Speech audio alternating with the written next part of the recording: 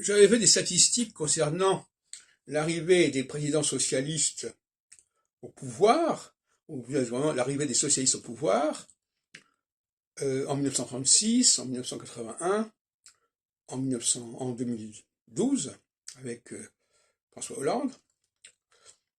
Alors pourquoi est-ce que c'est des phases solsticiales, les phases équinoxiales, qui favorisent la réussite des socialistes?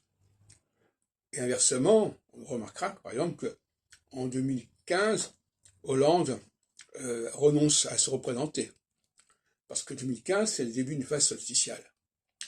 Alors, le discours socialiste, l'idéologie socialiste, c'est celle des opprimés.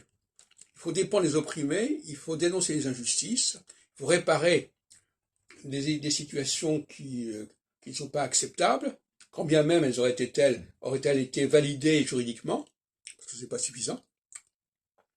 Et donc, les socialistes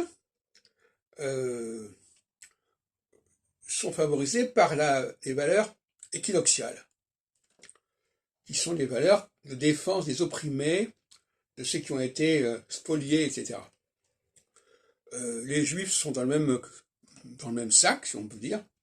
Eux aussi, ils sont à la fois spoliés et aussi défenseurs de ceux qui l'ont été. Et les femmes également. Donc les phases équinoxiales réunissent tous ceux qui ont été maltraités pour des raisons ou pour d'autres.